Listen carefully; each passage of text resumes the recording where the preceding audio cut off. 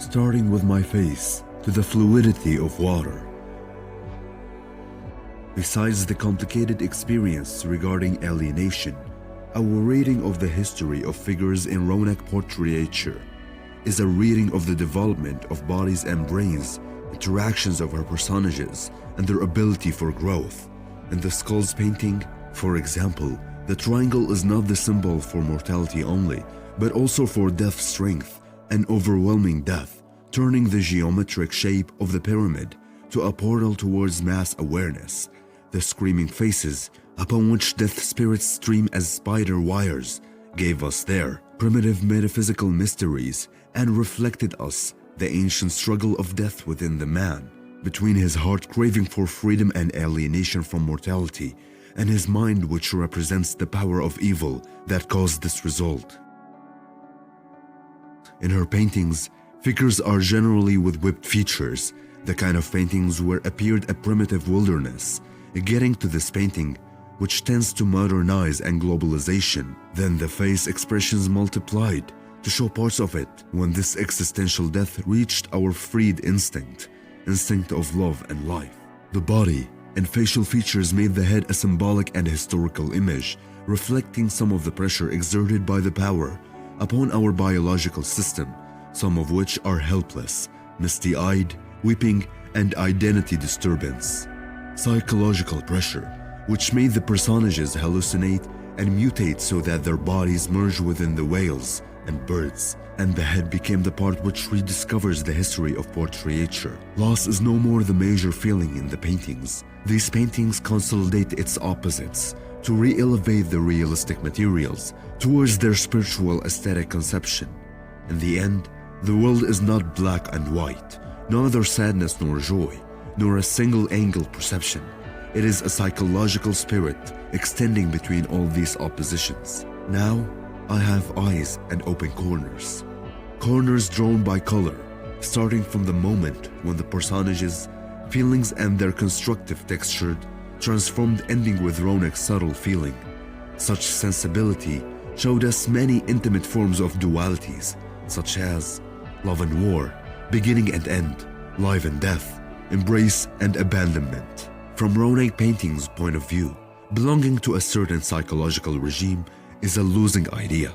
She wants to belong to the deeper, to the human, meaning to be wide. From this point, she could draw historical and geographical identities.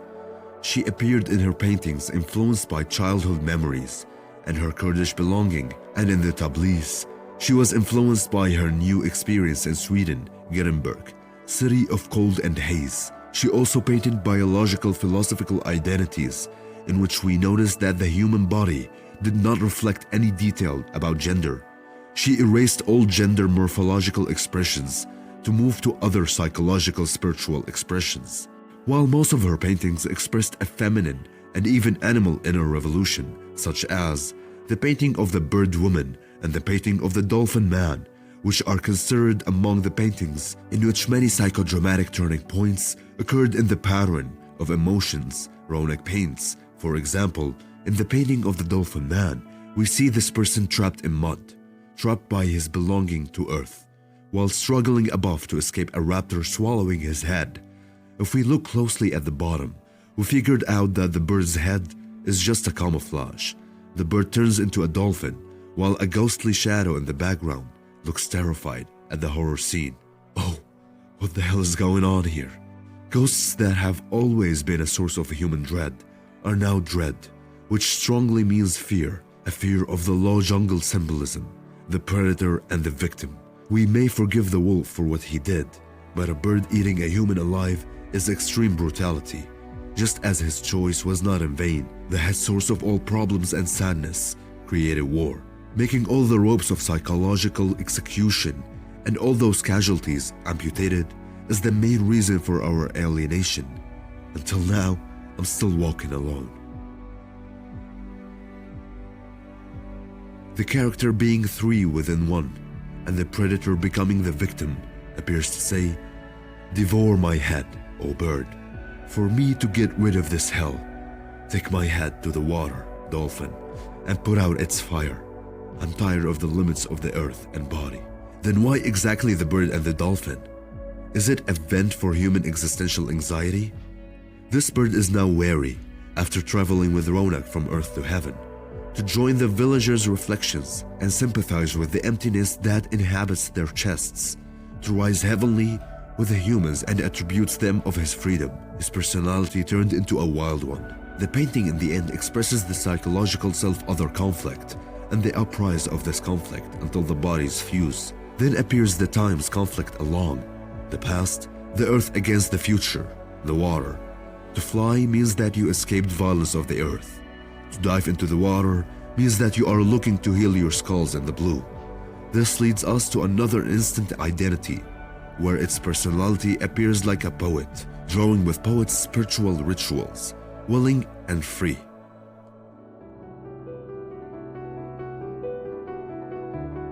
ولي ما كان لي أمسي وما سيكون لي غدي البعيد وعودة الروح الشريد كأن شيئا لم يكن وكأن شيئا لم يكن جرح طفيف في ذراع الحاضر العبثي والتاريخ يسخر من ضحاياه ومن أبطاله يلقي عليهم نظرة ويمر هذا البحر لي هذا الهواء الرطب لي واسمي وإن أخطأت لفظ اسمي على التابوت لي أما أنا وقد امتلأت بكل أسباب الغياب فلست لي أنا لست لي.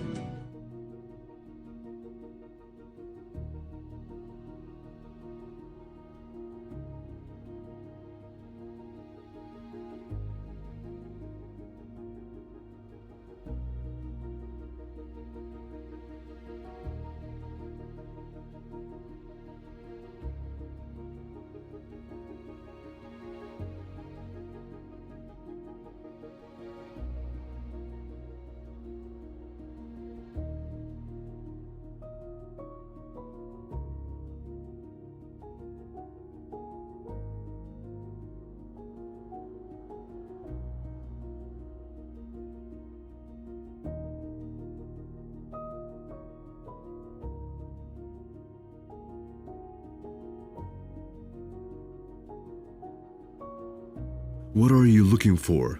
Like a Sufi diving into his own self, opening the sky to join the inner pain eating his soul. Like a poet who senses, listens, and when threatened by nonsense, crosses the infinity, revoking our common memory, and so the physical place turns into breaths, murmurs, and visions. Here in these Sufi paintings, the personages try to alienate themselves from their remaining psyche by rising to the sky seeking indulgence, in a will to forget about earth.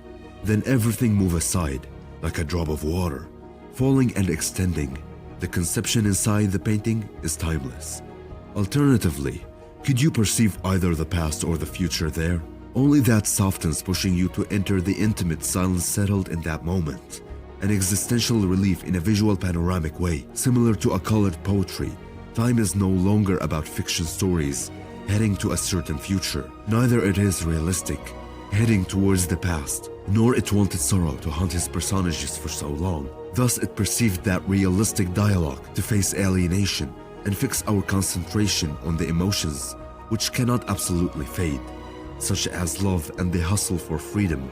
She expressed that through symbols, painting more women portraits for emotion and bare breasts for motherhood. You can, oh my beloved, be my mother. Painting continuously cuddling scenes, kisses, and dreamy women, painting these birds, your river, and your bark. Ronak, do you love water? It is like a mirror, the mirror that does not reflect things, but plays hell role saying, are there any more? She painted them, like a Narcissus myth, but Ronak Narcissus is not a male but a female. What Narcissus saws on the palm of water is not only about discovering the head, but is a push to ground him with a new being. Thus, his face got more expressions, amazement, and extreme joy. This nature to art extension saved the mystery of unity and its strength through such brilliant paintings. It is also what urges it to work on what is beyond the meaning, where the history of the mess which represented all the alienation, is summarized. Merleau-Ponty says, "The body is what makes me settle in this world and be aware of it. Thus it is the center of the world. Now, which face is mine?" That is what the personages are saying. The happy face getting along with the nature, or is the sad face commemorating the first terrified screams, the war? Which one is my face now?